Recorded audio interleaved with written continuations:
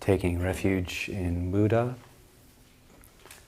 taking refuge in Buddha's teachings, Dharma, taking refuge in Sangha, those doing their best to implement Buddha's teachings.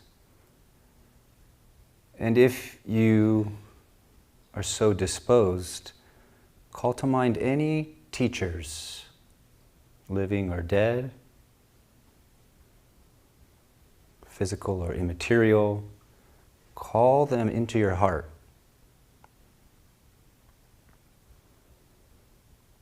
Invite them into your body, into your heart space.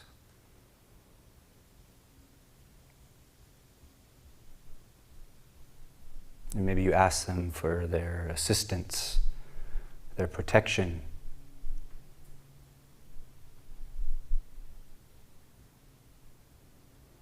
Please protect me from straying into delusion. Please protect me, whatever it may be that would be helpful.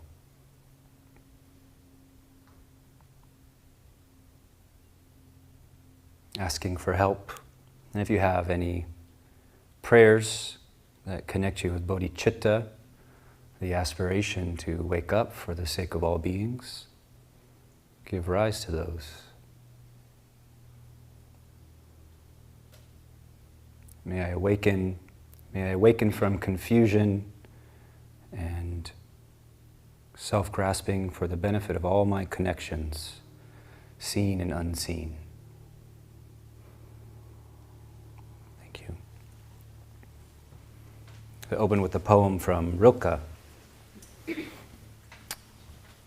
What birds plunge through is not that intimate space in which you feel all forms intensified. What birds plunge through is not that intimate space in which you feel all forms intensified. There, in the open, you'd be denied yourself and vanish on and on without return. Space reaches from us and construes each thing. Space reaches from us and construes each thing. To know a tree in its essence, cast inner space around it. And of course, we're working with sound. It's not any different than this. To know a tree in its essence, to know the sound of wind through bamboo in its essence. Cast inner space around it. Out of that space that has its life in you. Surround it with restraint.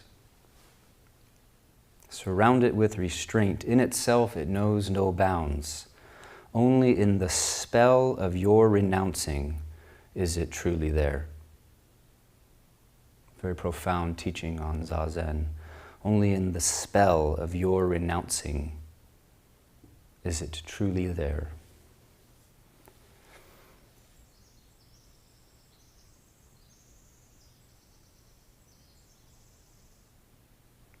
So we're listening because the world speaks and we wish to hear it clearly. We're listening because there is something not clearly heard. There's something of humility, like how you bend down and humble yourself to enter a Japanese tea house. No matter what your rank, no matter what your status, everybody is lowered as they enter the chamber where tea is served. Because something is not clearly heard. We don't come and sit in luxuriate in the previous insights we've had. We come with the spirit of what more is there to see. Can I hear more deeply? Can I feel more deeply? Also, we are listening because we woke up today hearing. You're either in a dream or deep sleep. It's hard to say whether you were there or not in deep sleep. A bell rang Or something happened and all of a sudden there was the world of six senses. Choicelessly, effortlessly. The eyes opened and there were forms. Sounds filled the ears. There were tastes in the mouth. The body was feeling something. Born into this intimacy, just like that, choicelessly.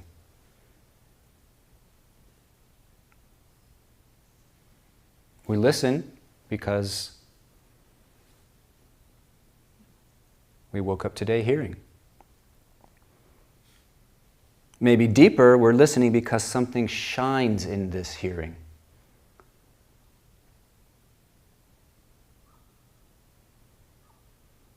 This isn't like become a really good sound catcher so that you can say, I spent a week and I heard so many sounds. It is a good challenge. For example, if you're doing kinhin, try to hear all the footsteps in one whole revolution around the zendo. Right? Encourage yourself to have a deeper wakefulness. But the point is not to amass moments of having heard something. Something shines in this hearing. We want hearing to shine through itself. We want to hear to the source of hearing.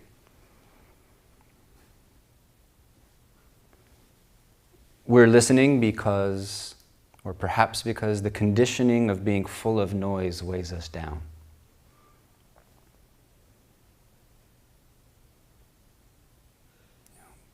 Yeah, very unusual for somebody in this world to not have to do some kind of inner work to not be obstructed by their own mind and life. Once in a while we meet somebody. Somebody has a grandmother who's just sort of born wise and is always loving and lucid, and it seems like such people exist, kind of natural wisdom. But most of us, we're obstructed by the mind to one degree or another. It obstructs our friendships, our family life, it obstructs our hobbies. You know, there's a saying that until you know your true nature, you can't even drink a cup of tea in peace. It's funny, but that's a painful statement if you consider the import of it. Is this organic? Probably should buy a new mug.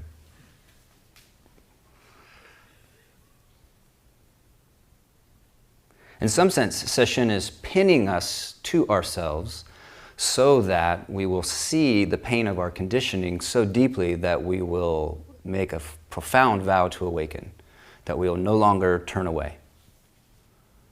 Because other styles of practice that are more permissive and let you face yourself or not don't quite do that. It's kind of unique, the Sesshin form, if you've been around different kinds of Dharma practice. We are pinned here so that we may study the self.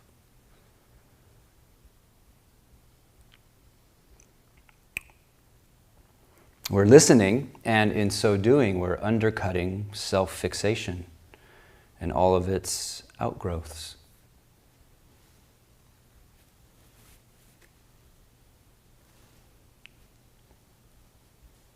We're listening as a means to clarify mind, awaken to Dharma, and be of service to beings.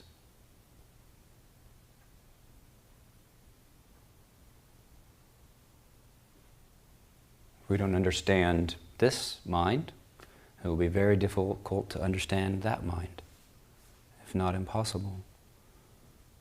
Confusion meeting confusion to some degree or another. Now, if we walk around thinking, I have a clarified mind, that's its own problem. We're listening just to listen, because just liberates. Just enlarges the universe. No path, no goal, just.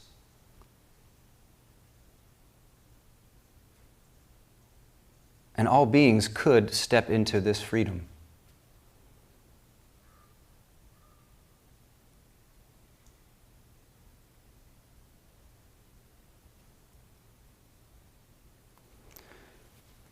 So when I think about the teachings, I find it's interesting, and I guess I'm perplexed why it is that a human being's mind doesn't instinctively function in a way that manifests truth, beauty, or goodness.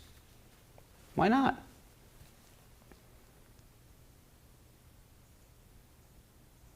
Why is it like this? Then I tend to think, well, there was probably some time before capitalism or before civilization that everybody was harmonious and beautiful, and we danced in the moonlight, and it was all just sweet. Maybe there was this golden era where harmony and undilutedness and skillfulness and gratitude we didn't have to do something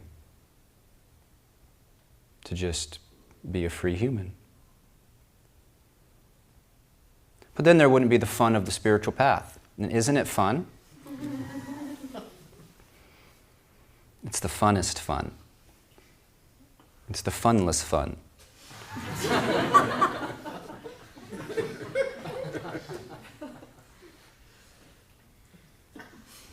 The intimate meaning of it. Now, I was telling somebody in the sharing that there's many koans where a very seasoned student approaches a teacher and says, "What's the meaning of all this?" And that's not necessarily a statement of confusion or of ordinary doubt. If you're already free, what's the meaning of this?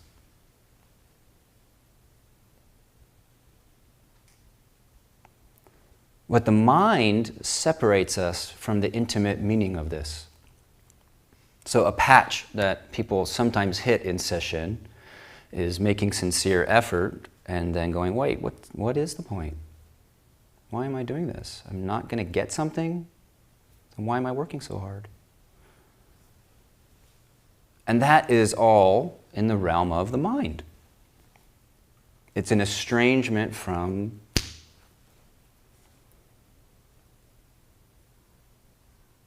the intimate meaning of it is not found in words and ideas and interpretations. It's intimate.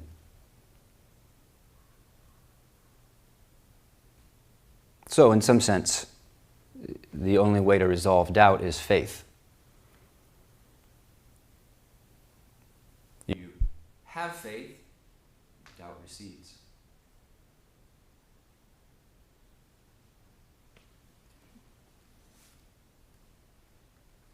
Thank you. The flavor of purification. Can you hear me? People aren't sure if I'm amplified right now. I think it is going in and out. Yeah. I haven't needed new batteries. Okay.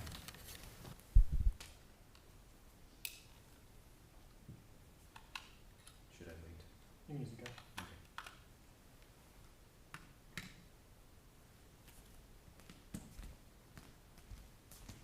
Flavor of purification.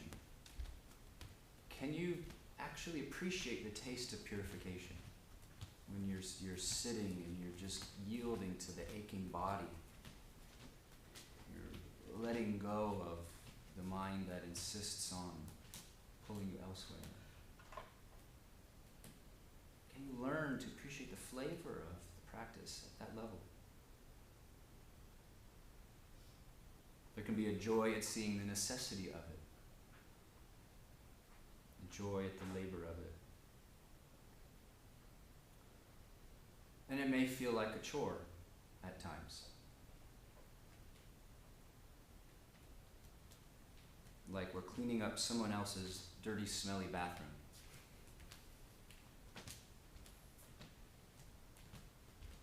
Working with this mind.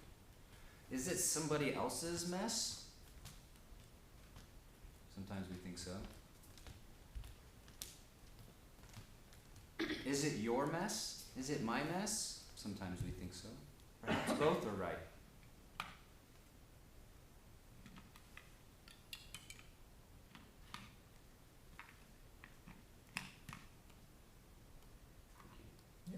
Check. Yeah.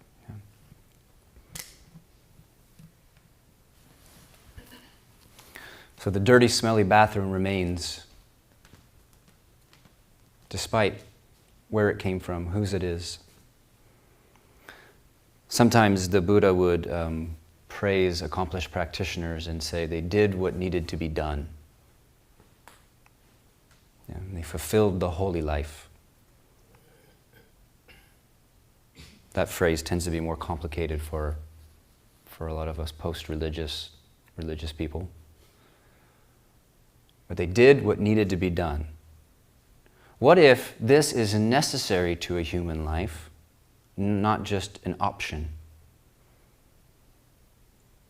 Not just one of many options.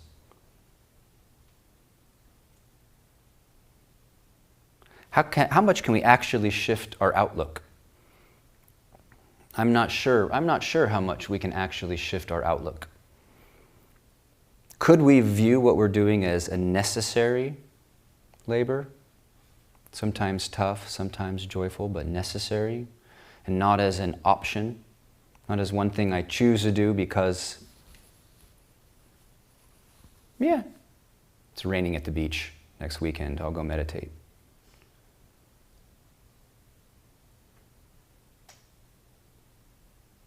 What if this is necessary to human life? What if our distress is searingly accurate in its truth-telling? In other words, suffering doesn't mean you're doing something wrong. It means something longs to be clarified. Suffering means there's something right to do, which is to walk the path. Searingly accurate. What if our distress is telling us that something is misaligned? Something is unseen, something is unembodied. So then when the distress arises, it's just wisdom speaking to us. Hey, look more closely. Look deeper.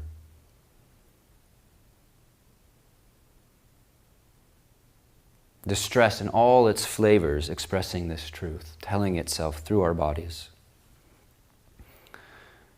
There are many teachers that have said the work of awakening is a human being's primary responsibility. To awaken from egocentricity, to awaken to true nature. Some of them say we have a debt to the universe. We've been given consciousness, and we have to mature ourselves to the point where we can stop misusing it.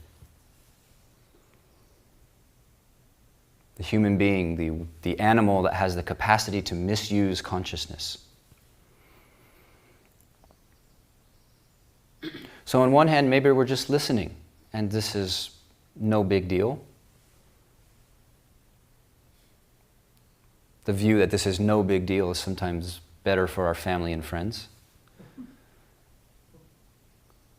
But maybe the import and the magnitude of what we're doing is actually vast. I want to read and maybe say something about Basui, the Zen master Basui, who taught in the 14th century, a Japanese master. And there is a number of the records of the Japanese teachers and the Chinese teachers, where they're writing letters with students. And this is one.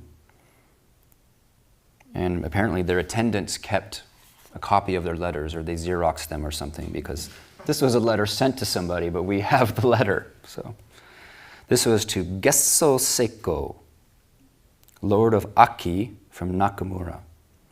So people of power and prestige in the government, in the shogunate and so forth, would often practice Zen. It was fashionable, but also desirable. To Gesso Seiko, I received your letter asking how you should practice in order to understand the phrase, you must give life to the mind that has no dwelling place. The mind that has no dwelling place. So this is a line from the Diamond Sutra. Bring forth the mind that abides nowhere, it's sometimes translated. An interview yesterday quoted the Buddha saying, "My mind has gone to the unformed," or "mind has gone to the unformed." You must give life to the mind that has no dwelling place. Vasui continues, there is no particular approach to studying the way. So let's just pause right there. Some people kind of got dragged into sound session and they go, "Wah, I don't like doing sound practice." Okay, but there's no particular approach to studying the way. There are skillful means. There may be a practice that is better or worse for you, but you don't actually know until you really engage it. It's all skillful means. It's all people realizing their nature and then thinking, okay, well, this worked for me. What might work for others? Right? Someone's method is not etched in stone. There is no particular approach to studying the way. But then, he says, just look directly into your nature. Don't get involved in diversions, and the flower of your mind will bloom. Yeah, that's very beautiful. The flower of your heart will bloom. Just look directly into your nature. Mind has no dwelling place. Which direction are you going to look? But we have to look. If we don't look, we will assume it has a dwelling place. Well, of course, it's right here. Or it's right here. Thus, the sutra says, give life to the mind that has no dwelling place. The tens of thousands of phrases uttered by the Buddhas and ancestors are just this one phrase. We like to boil things down. Everything we read, Vasui is saying, all the teachings boil down to what is this mind that dwells nowhere? This mind is one's true nature, distinct from all forms. It's not merely the mind, it's not separate from mind. It's not merely the body, but it's not separate from the body.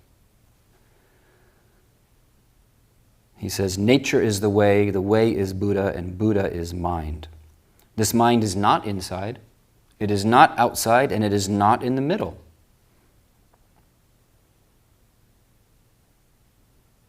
As you read things like this, play along, investigate. Well, then where is mind? What is being referred to? Do thoughts seem like they are inside? If so, what vantage are you looking at them from?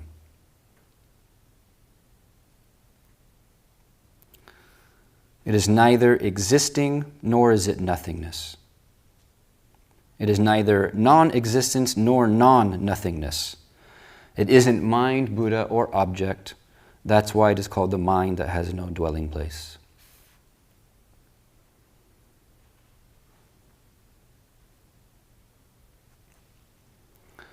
This mind sees forms with the eyes and hears voices with the ears.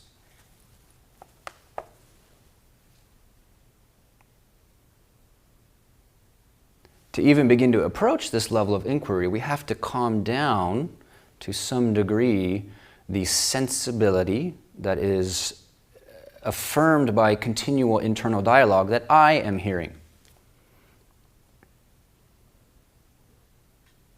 I am hearing. Part of that is that we continually label what we're hearing. We want to work on not labeling. Just to hear in nakedness. Again, you won't ever confuse a dog's bark from a bullhorn. Actually, Zen Master Bankei said, right there is evidence of your true nature. Effortlessly, that's clear. This mind of non-dwelling sees forms with the eyes and hears voices with the ears. You should simply study the master of these processes.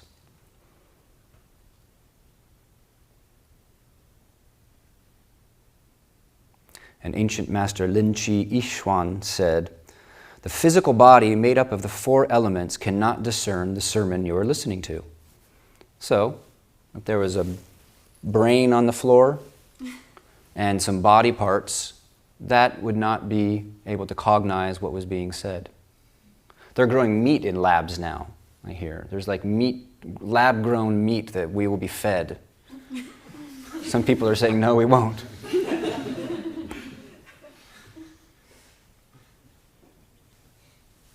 That cannot understand the Dharma. He continues, the spleen, stomach, liver, and gallbladder cannot discern the sermon you are listening to. Empty space cannot discern the sermon you are listening to.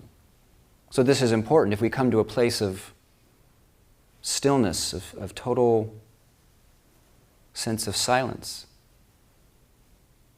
If we say nobody hears, that's not quite true. If a fire alarm goes off, no matter how still you are, you will run out of the room. Empty space cannot discern the sermon you are listening to. What is it that can discern this sermon? In this way, look directly.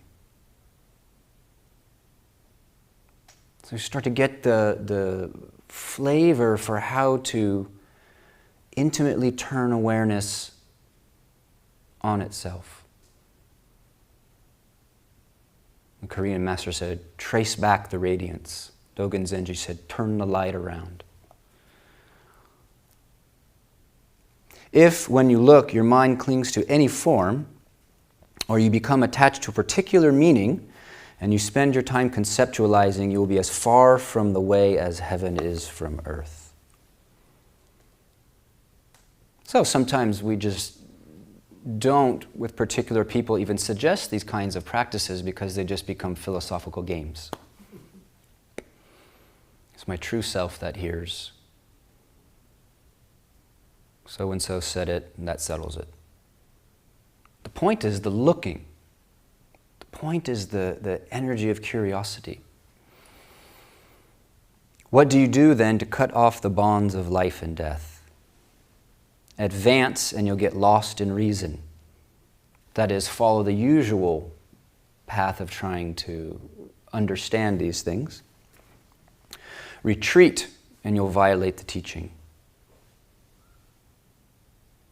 You know, there's a caricature of certain practitioners who hide in a little capsule of peacefulness away from sensory distraction.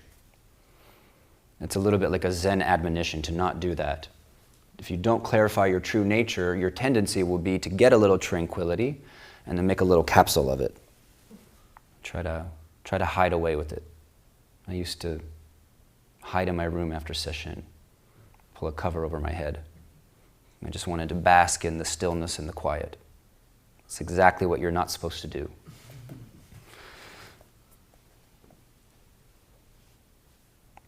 Layman Pa Yung asked Matsu. So Layman Pa Yung was the father of Ling Yun? No. Does somebody know his daughter's name? Lin Zhao, thank you. And his wife, which is unfortunately an unnamed person. They were an enlightened family, and Layman Pong, they lived so frugally he had the leisure to just go to the monastery every day and go home when he felt like it. So Layman Pong studied with Matsu, who was one of the great Chinese Zen masters. Layman Pong asked Matsu, what kind of person has no friend among dharmas? And what is he asking? What kind of person has no friend among dharmas? What kind of person is independent, free amidst whatever is happening? And Matsu replied, I will respond to you when you have swallowed all the water in the Columbia River in one gulp. It's a deep meaning there. Swallow all the water with one gulp. Hearing this, Layman Ho was enlightened. Look, what does this mean?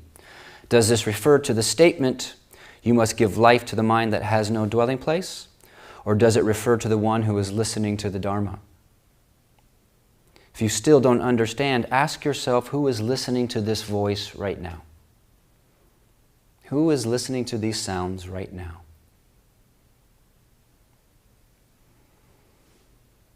Focus your energy and look this instant. That is, muster an intense wakefulness, an intense curiosity. Life and death are essential matters. Impermanence moves swiftly on. Don't waste your time. It waits for no one. In other words, if we long to know our true nature, if we don't get down to it, we might die before we clarify it. It's hard to have urgency in Sesshin. It's hard to sustain our enthusiasm, our motivation. But how hard it is if you really consider death. You hold death and your longing for awakening in the same hand. And see if there's an alchemy there for you.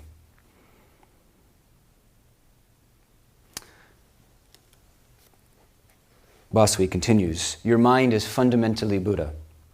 Realize it and you are Buddha, lose sight of it and you are an ordinary person.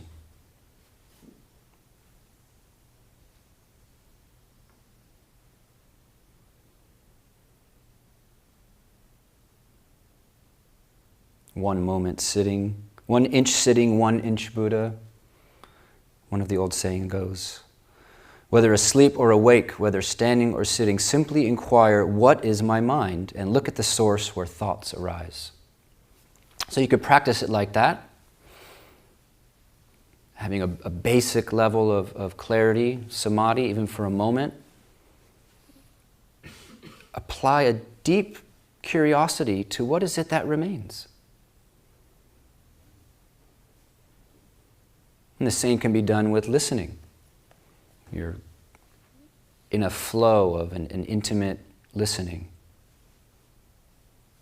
What is it that hears this sound? We have to move aside the assumption that we know.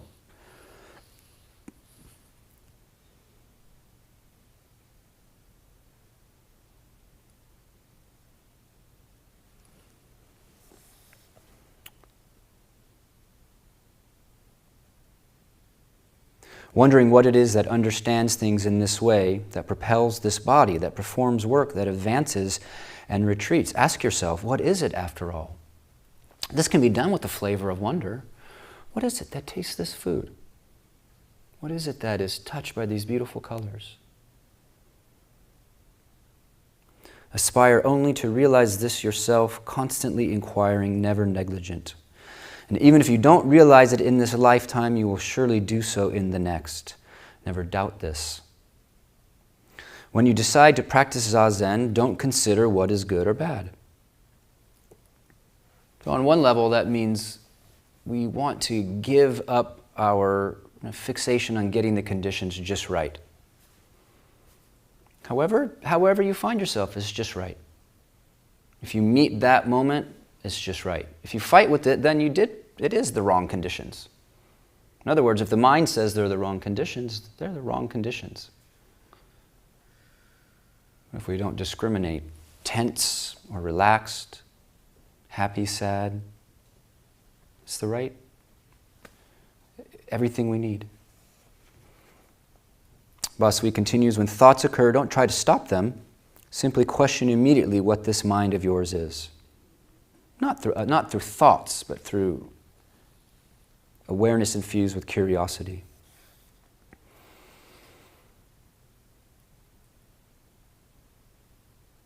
If you do not question deeply in this manner, no method will give you the knowledge.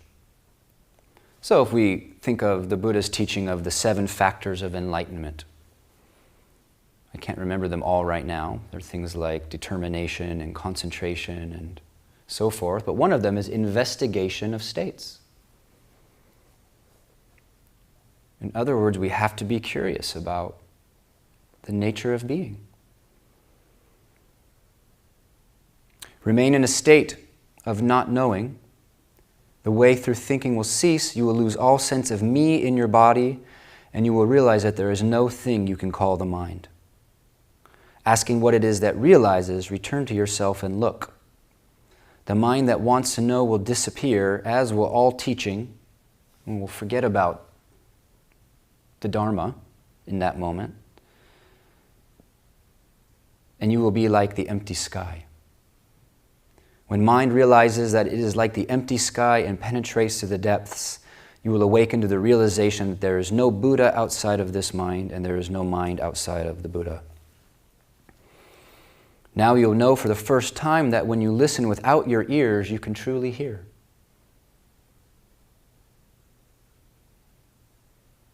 If that resonates as a phrase, that's one you can work with. Listen without using your ears. When you see without your eyes, you can see all the Buddhas from the past, present, and future. But these words, taken as they are, will not free us. We have to actually realize this for ourselves. Look, what is your mind? Be careful. Though it is said that fundamentally the original nature of people is naturally the Buddha, if you don't believe in it and instead you seek the Buddha and the way elsewhere, you will be pulled around by good and bad karma, not being able to escape transmigrating through endless cycles of birth and death.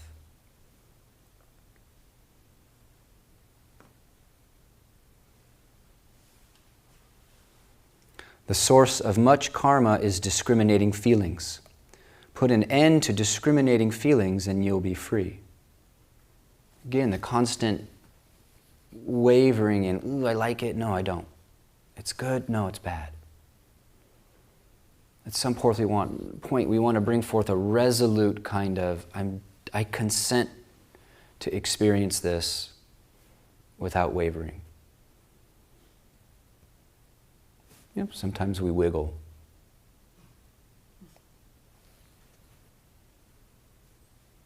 But the vacillation,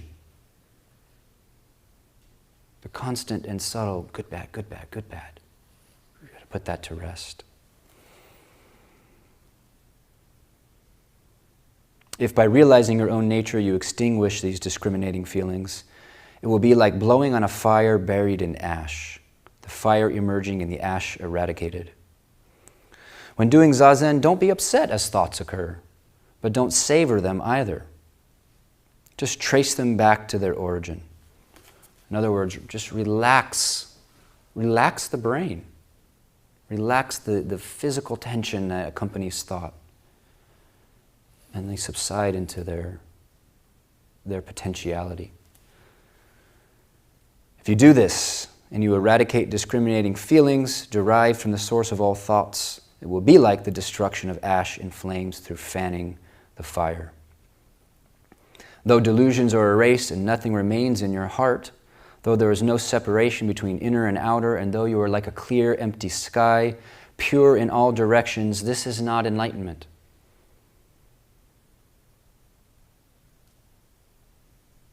We're not trying to arrive at a state. We're not trying to clear away all of the activity of the mind and then congeal in some kind of purity. If you take this to be Buddha nature, it would be like seeing shadows and thinking they are real. Now you will have to work more diligently at gathering your energy to look at this mind that hears sounds. When we accomplish what Tori Zenji said, virtuous states, like that quality of transparency or stillness, it becomes unvirtuous as soon as we start clinging to it and believing we've accomplished something. It's very hard not to do that. If you've struggled to find a place of rest and a place of clarity, when it emerges, it's wonderful. Of course we want to languish in it, but as soon as we do, it begins to actually recede from our grasp. It begins to lose its virtue. Stillness is a platform. Transparency is a platform for this curiosity. In other words, shamatha without vipassana is just getting bound by a state.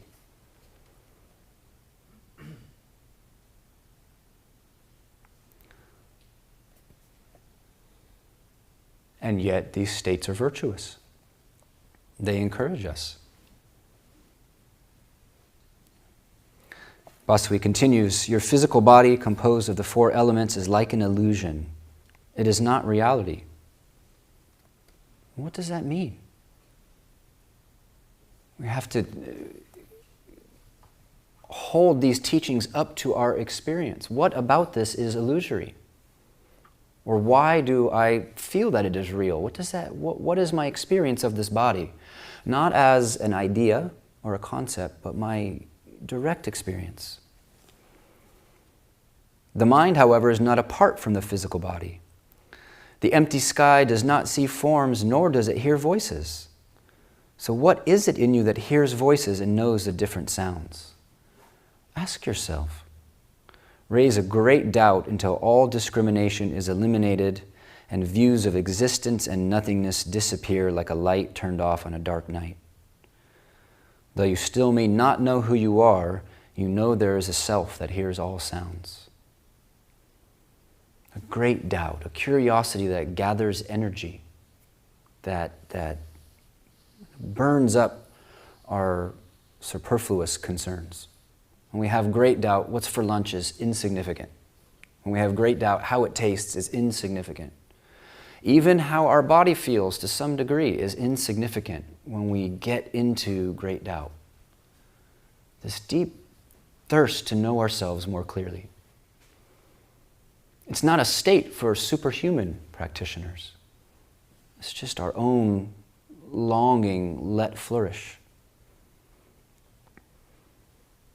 So he concludes, up to this point, though you tried to know what hears these sounds, it has eluded you. As you press the mind in every way, suddenly you will awaken and be like a dead person revived, clapping your hands and laughing out loud. There will be joy, there will be relief, there will be discovery. Then for the first time you will know without a doubt that your mind is Buddha. This is Master Basui.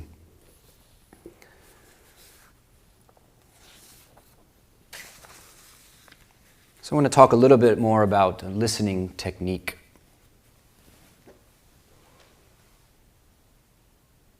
Yeah, there's virtue in saying nothing about technique. Noble traditions like that exist. Actually, there was this, I met I think 18-year-old woman who went to a session recently, and they didn't even tell her a single thing about how to meditate. She had never been there. They just sat her down. And she got a lot of benefit out of that experience. We kind of go into the mud in the Zen community of Oregon.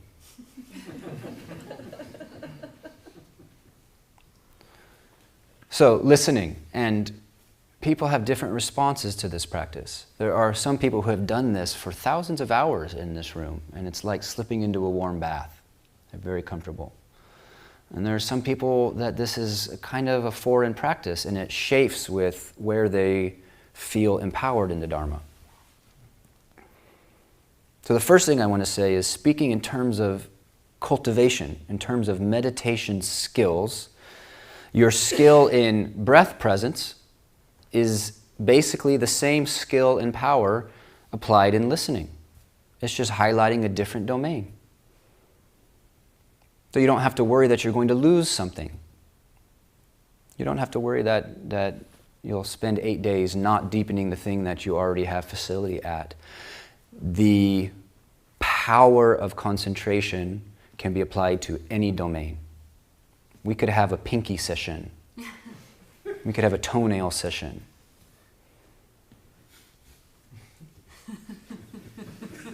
It's not as appealing in the advertising.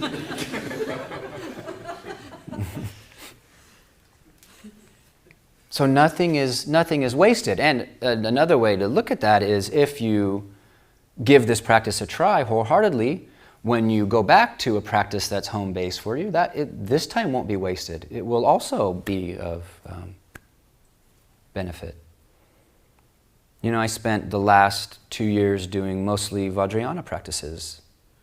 And then when I sit Zazen, somehow it was informing that very richly. Everything is touching everything.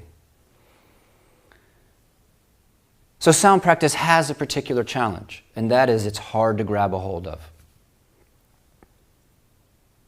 And right there is one of its virtues. It's hard to grab a hold of. Something about the working with the body and breath that is an unintended side effect is that we like that it's me, it's my breath, my body. I can control this thing. I've got it under control. I can master it. But having control, at least in the Zen tradition, is not the point. The point is not to have control. The point is to not need control. And we can't control sounds. We're in receptive wakefulness, and we have to bear before we can learn to enjoy the fact that we just allow what arises to arise.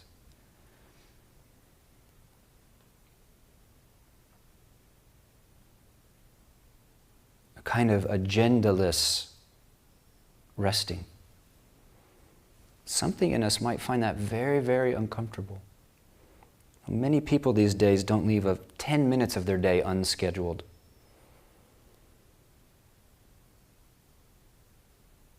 To sit in this pregnant condition chafes against controllingness and wanting to always know and predict. It's hard to grab a hold of sound. It's a non-grabbing, it's a non-reaching, it's a tractionless presence.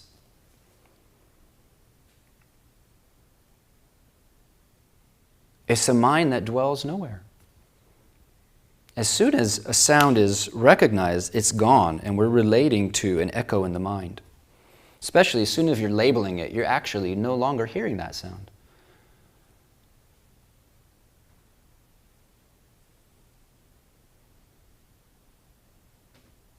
Non-grabbing, non-reaching, tractionless presence. But receptive. Now, one of the things that may be a challenge is that when there is, let's say, a strong current of sound, listening alertness is maybe more accessible. But when there's not much going on, it's almost as if our wakefulness kind of shrivels. Because we decide, well, there's nothing to listen to. But the ears are always completely full.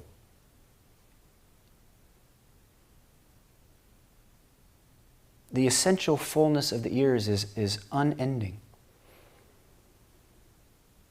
So saturated, bright sounds come. A texture of gossamer sounds come. They're all mixed up.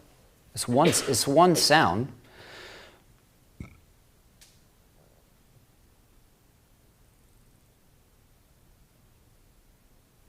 So if there's the habit of, I don't know what to listen to, that's discriminating mind coming in and looking for the thing to listen to, whereas just keep it lit.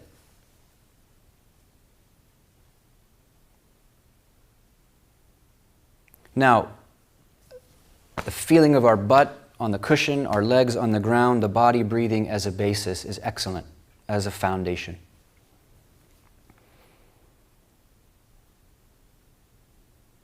Ground us, bring our energy down, a concrete anchor. And as some people have noticed, it could be skillful just to spend some time doing just that. Just some days with the body breathing to settle. You don't have to make a meditation capsule, as I'm kind of harping on. Right? The idea that if I am focusing on breath, that somehow that's walled off from other experience.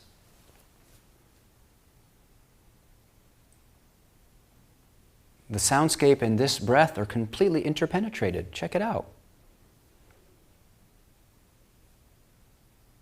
Everything's all mixed up.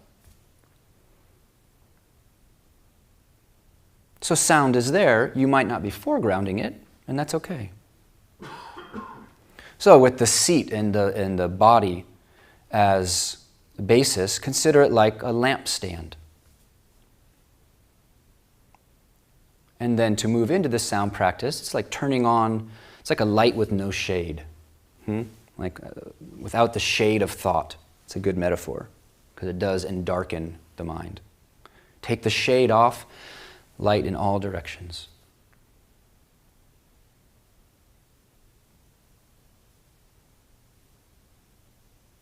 Just let your alertness just be open. It's all in one space, all one field.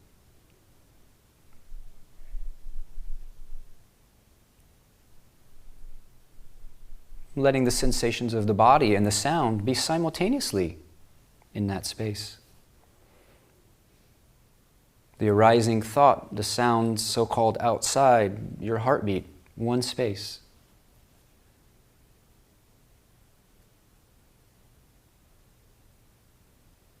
And begin to feel the flavor of vastness.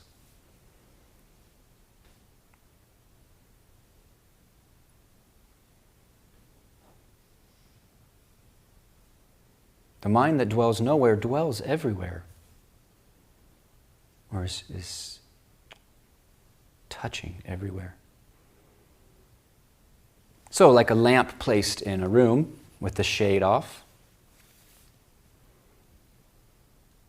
whatever enters the room is lit up by that light. Because the light fills the room, it doesn't have to lean over towards the right, it doesn't have to lean towards the left. It's all lit.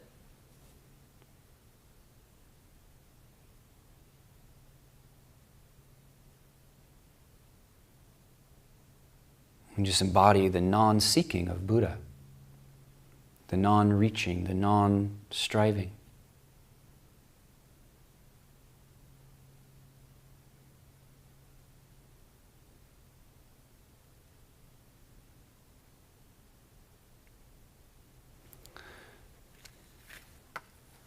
There's a sutra where there is a being, a sutta from the Pali Canon, and it's a bad habit, but I tend to paraphrase and pluck things out.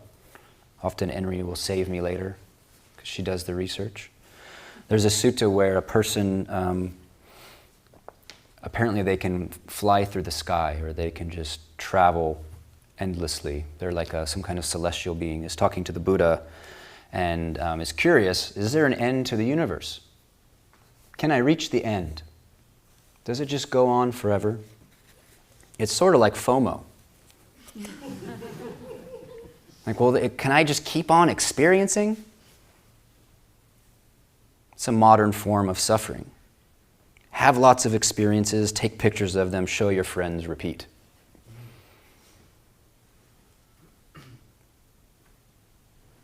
But it's not that modern, because this celestial being had the same dis-ease. So the Buddha says to this person, I tell you, friend, that it is not possible by traveling to know or see or reach a far end of the cosmos where one does not take birth, age, die, pass away, or reappear. In other words, this celestial being is sort of delighting in the ability to be so free. It's like those dreams where you can fly, and it's just utterly exhilarating. The Buddha is sort of, from my mind, popping the bubble of the heavenly realm that we can easily find ourselves in, where somehow we think that our delight is going to be frictionless and exist forever. I mean, that may be a folly of the young, but we can all fall into that. We think some good situation, finally we've got it all lined up, and it's just not going to change, not this one. The job's good enough, the partner's good enough, new seasons is good enough. Fill in your version. And we kind of start to go, okay. Whew. I made it. I'm one of the made it ones. But then the Buddha will pop our bubble. In some form, the Buddha pops our bubble.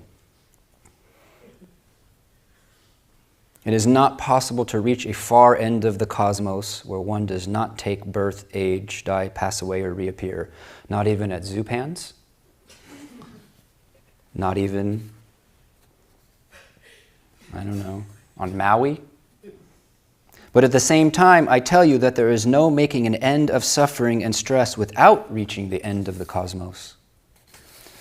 It is just within this fathom-long body, with its perception and intellect, that I declare that there is the cosmos, the origination of the cosmos, the cessation of the cosmos, and the path of practice leading to the cessation of the cosmos. The Buddha doesn't speak in metaphor. He's not being a poet here. It is just within this fathom-long body, with its perception and intellect, that I declare that there is the cosmos, the origination of the cosmos, the cessation of the cosmos, and the path of practice leading to the cessation of the cosmos.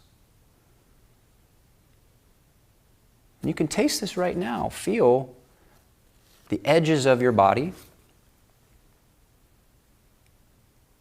and feel how the whole moment is within this edgeless body.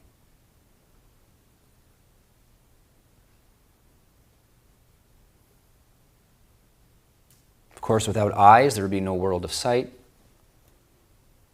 Without nerve endings, tactile faculties, there'd be no world of touch. Without ears, at least when we're awake, there would be no hearing. Imagine even that this moment is happening within your body, is interpenetrated with your body.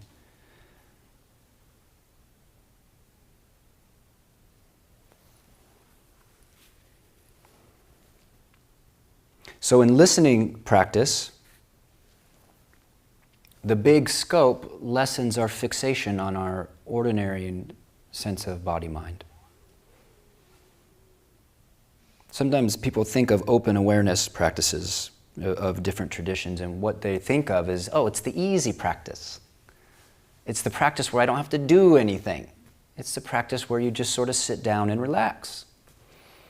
And at a certain point, it may be so.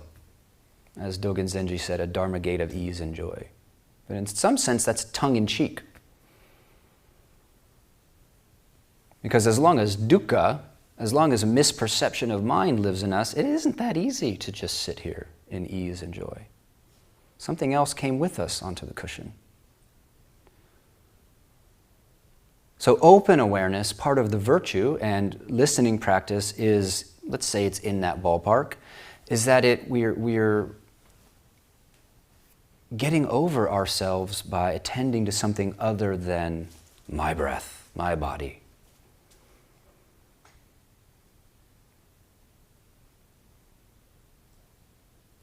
We want to, I think, I would like you to, and I would like to myself, really reckon with the suffering of embodiment.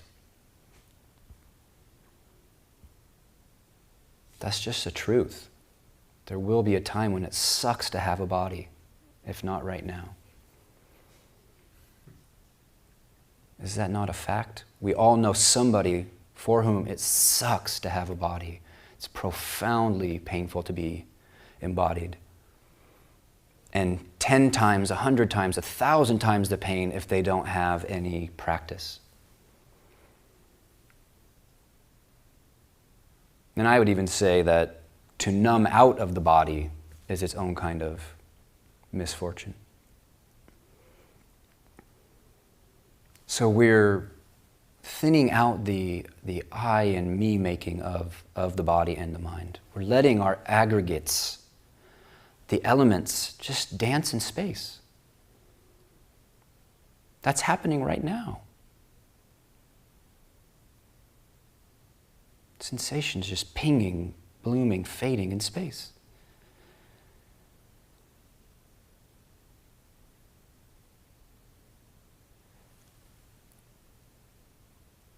So we have this big, vast scope of listening. And sometimes quickly, sometimes very fast, sometimes slowly, it starts to erode our attachment.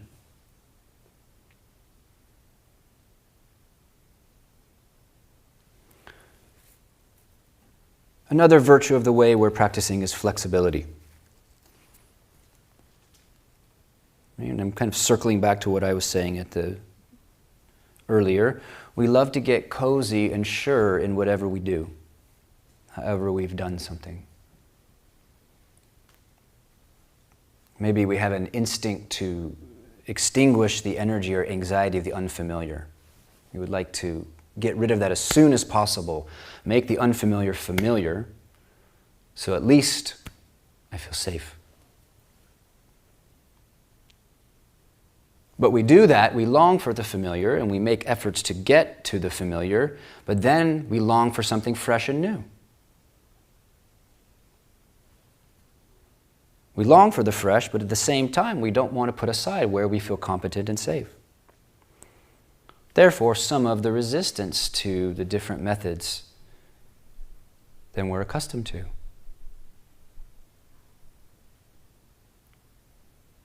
Therefore, it may be helpful just to take it on, even if you don't like it, even if it feels like you don't do it well. Just the letting go of the safety net has a virtue.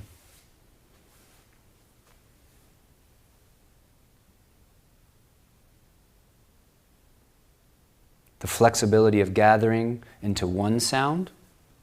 So, for example, when there's the drone of the Shruti, it might be a good time to rest attention in that stream of sound intently, at whatever level you're understanding mind and sound. When attention is at rest and intimate with an object, for some reason, it builds both energy and pleasure. It's virtuous. It's enjoyable. So the flexibility of sometimes that and sometimes opening up, as I've been talking about these last few minutes. If there's not a distinct sound to hear, open. If there is a distinct, focused. You could play with that mode. Eventually, that opposition falls away.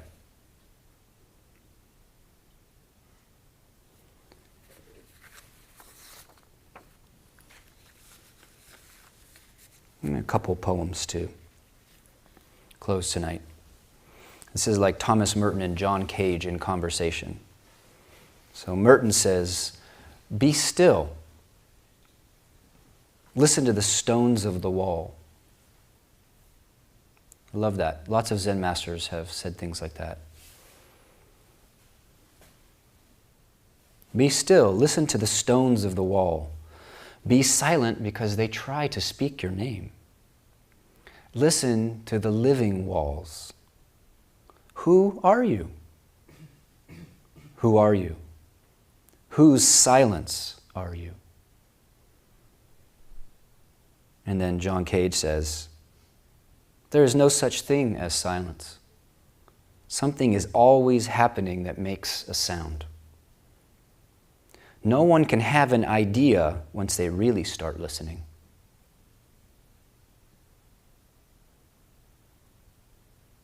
If you feel like you're getting stuck, you have an idea. If you feel like your life is a disaster, you have an idea. If you feel like you're just kicking ass in Sesshin, you have an idea. No one can have an idea once they really start listening. And he ends by saying, it is very simple, but extra urgent. Please practice with simplicity and extra urgency at the opportunity.